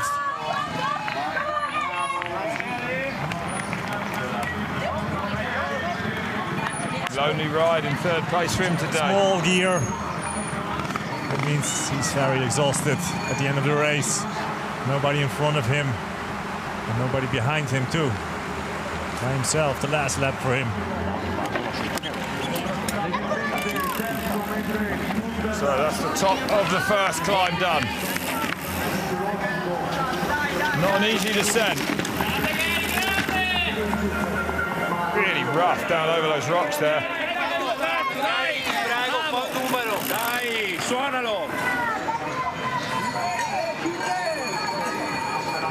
No one leaving anything, no gap opening up yet. They're not going flat out at the moment. No, you're right, you can see it. Just backed it up a bit, haven't they? A small look over his shoulder again from Nino. So he's not convinced about Van der Poel still. 30 seconds gap. He's too far back now to come back into this bar. It is, yeah, for sure. It's between these two. But the riders don't have all the information what we have. That's very true, yeah.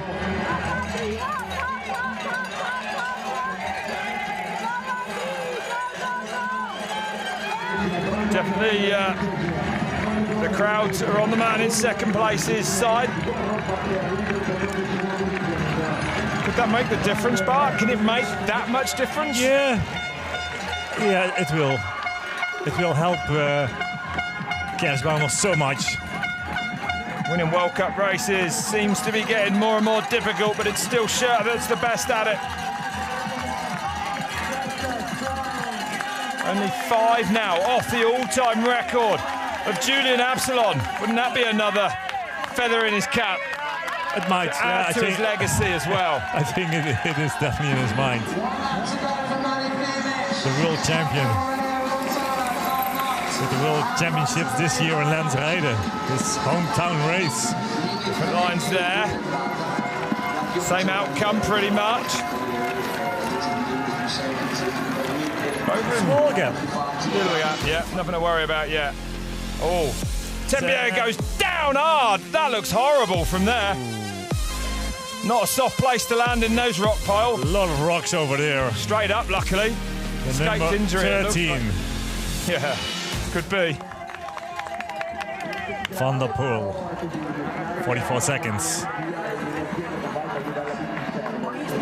Still a fair way back to 4th place. Haven't seen it at the moment, though. The gap is getting bigger for the 2 leaders of him.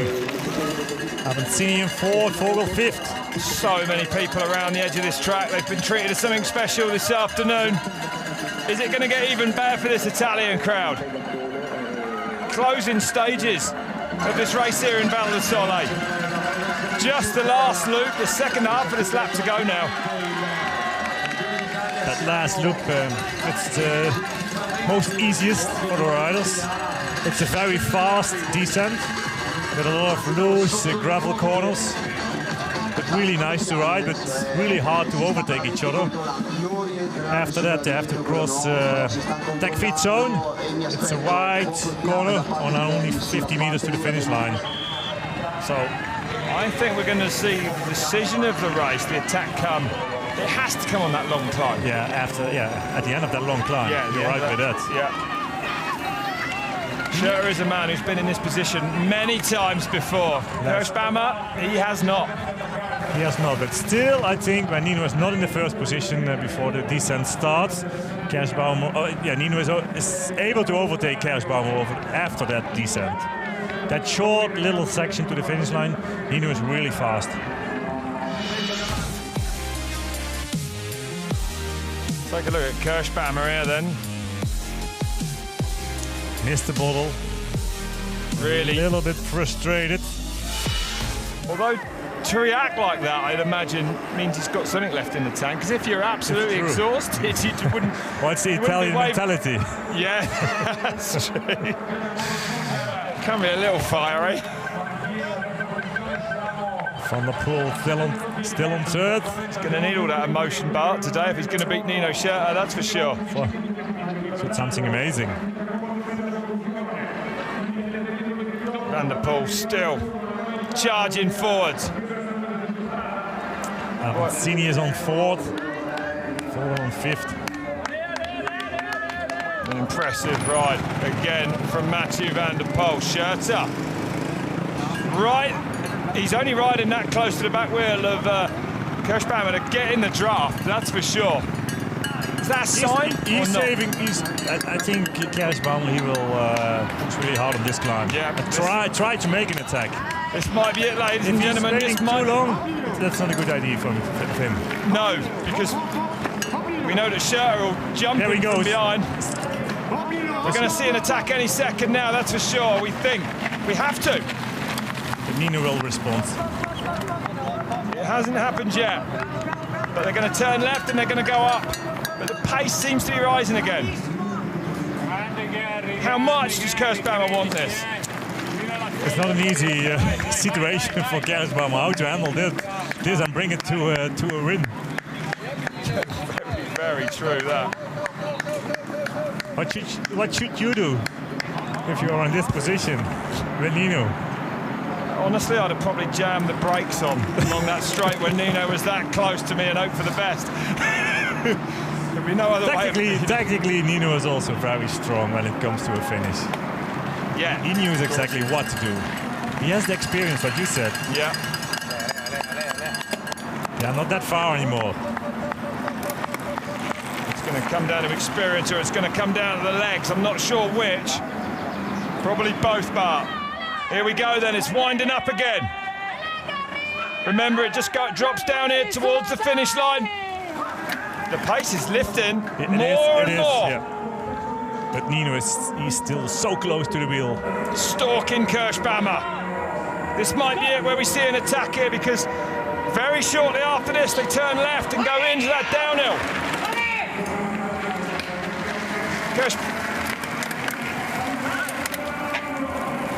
Slow down again. This is usually where we see the attack. Schurter not going, the pace drops. Kirschbaumer has a look over his shoulder. He's almost invited Nino to attack. Almost sur place.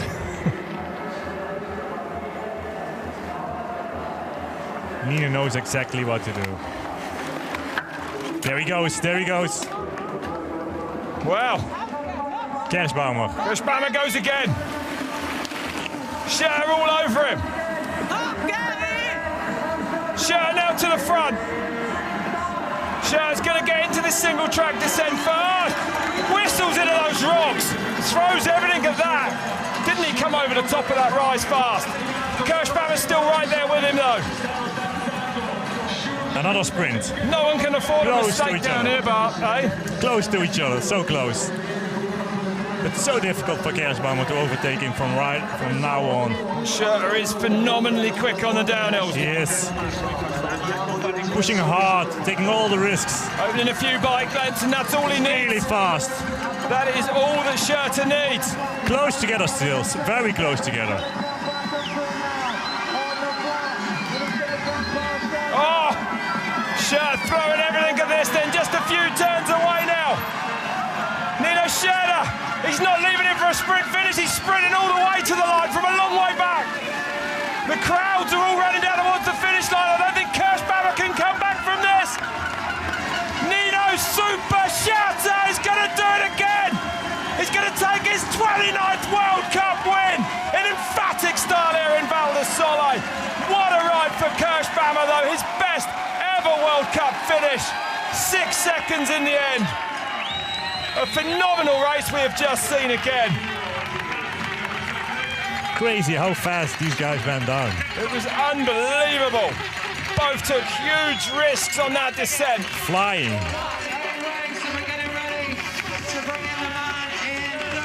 Impressive. Really impressive. Schurter goes now within 4 wins of the all-time record of Julian Absalon. Here comes Mathieu van der Poel. It's 3rd place for him today, and only 3rd place. But again, Bart, what a performance. The win in XCC on Friday, 3rd today in the XCO. Big points haul for him. Yeah, big points. But still not a win. No. Still no cross-country World Cup win. And behind him comes Henrik Avancini to become the first ever Brazilian rider to get on a World Cup cross-country podium. What a performance from him today. He has been in the front of the race from the beginning. It's impressive how he did this race. And a great performance. Florian Vogel. Great ride to take the last step of the podium. With a flat rear tyre, actually. That must happen in the last descent. Had to. I enjoyed that one, Barman. That last descent was so fast of these riders. Crazy. Speed that Schurter came over the top onto those rocks. He just literally bounced into the turn. Brilliant riding. We haven't seen much of the action from behind. No, yeah, Valero finishing 6th. Good ride for Valero. Very strong Spanish rider. Almost home soil for him next weekend in Andorra. Oh yes, it will be. Tempier. But that crash? Yeah, thankfully unhurt, it looks like anyway. He could have chosen a softer part of the track to crash on. It is, yeah. A lot of rocks over there where he had that crash. And another Spanish rider. Great rides. Great cheer of Montecom. Bertolini from Italy, 9th. Oh, what a ride for that man. Thomas Licher, 10. Brideau, the Italians. Luca Braido, 10. Coming in thick and fast now.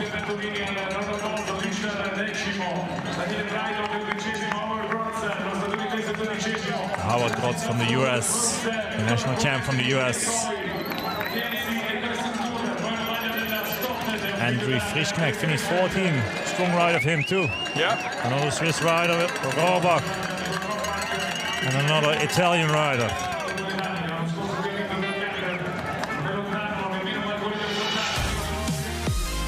Well, what a race, what a day. But the result stays much the same as normal. Not an easy ride for him today. He was very fast that second lap.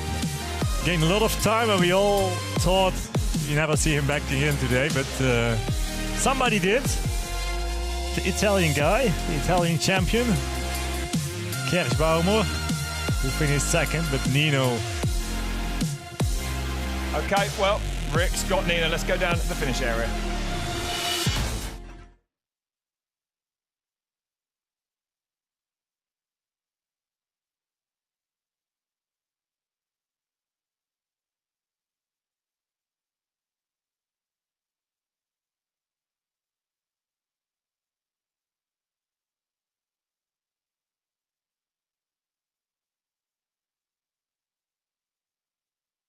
And I was able to recover a little bit in the last lap, and yeah, do one last attack.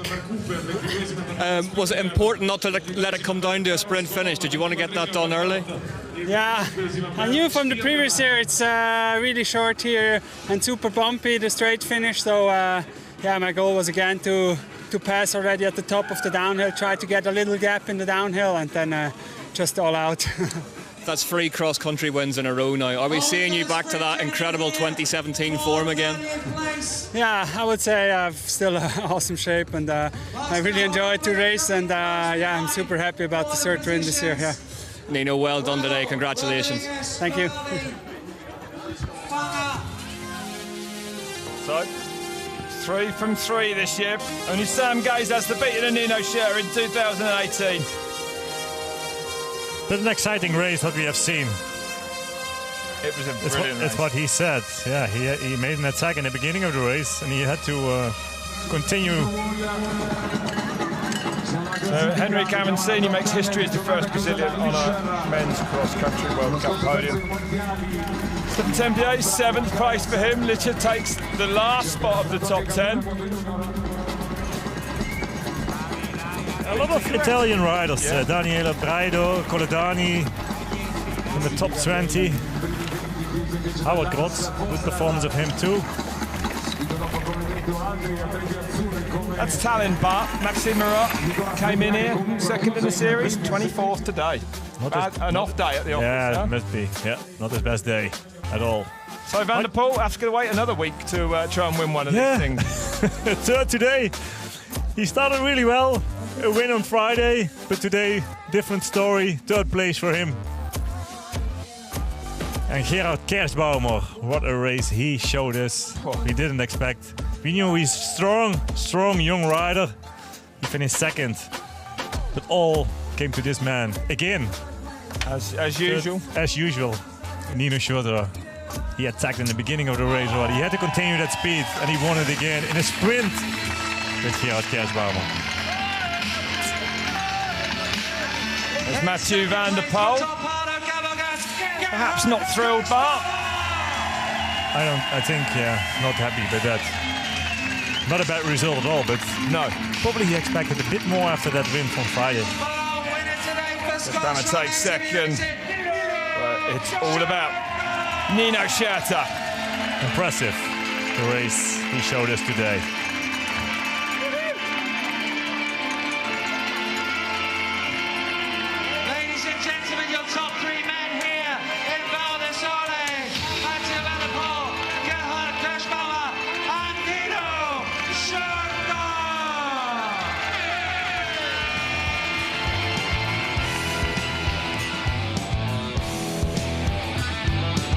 Well, it's been an amazing weekend's race. That was superb. Me and Bart are going to be right back to wrap things up from here in Val di Sole.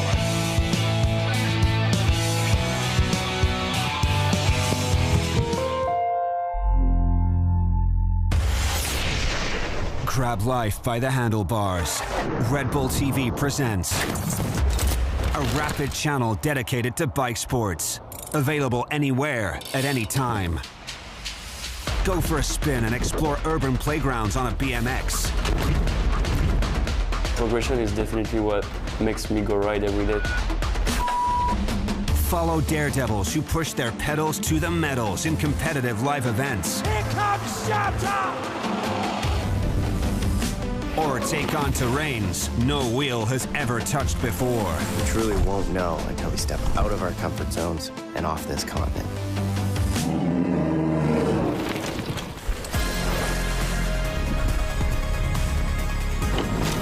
Powered by pedals and passion. The Bike Channel on Red Bull TV.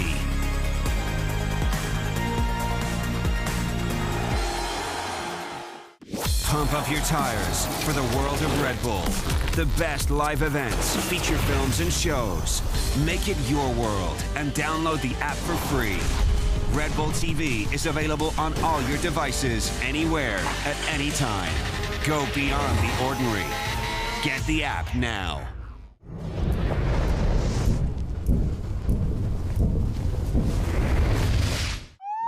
Sometimes, life doesn't go the way you wanted. The years of my life that I wasted in prison, I take a lot of positives out of that situation. I decided to do Ironman UK as my chance to turn professional. I never had money to afford hiking lessons. I've been on the Ugandan team 3 times now. Great achievements are with those who keep on going. Oh no! If you don't throw yourself into something that you're passionate about, you may be wasting your time here. Whole different stories, united by one driving force. The biggest thing is belief. The way of the wild card. All episodes available on Red Bull TV.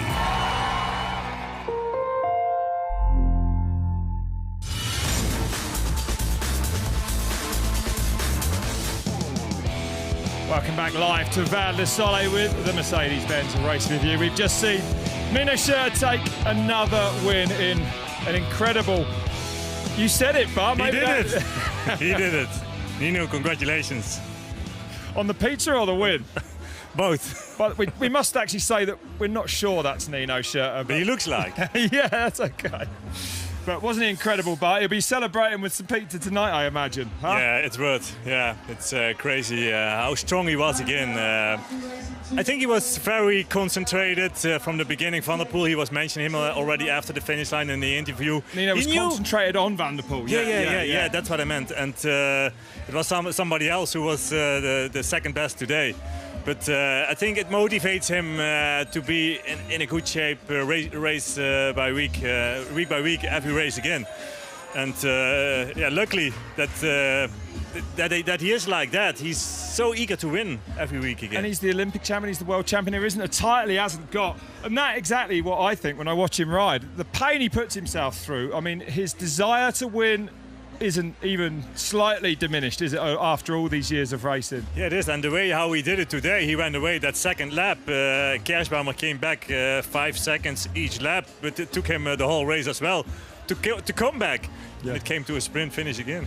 How impressive was Kershbaumer, though? I mean, he spent the entire race catching up to Nino Schurter, and he did it. Yeah, he did it, and actually there was not that much left for him to win this race. He came back, and probably that's the best what he could have. Second place, his best result. But Nino knows as well. He's so experienced, and he said he has to go into this last descent to the finish line in the first position. That's what he did. I think he took all the risk over here. Yeah. And it's how they went down. Both actually how they went down. It was impressive. Oh yeah, Schurter was under pressure the way he went into that rock section at the top of there. Well, I've well enjoyed that race. Gerhard is with Rick. Let's go down to the finish area and hear from the man himself. Gerhard, second place today. Are you happy or disappointed with that? Yeah, I'm really happy.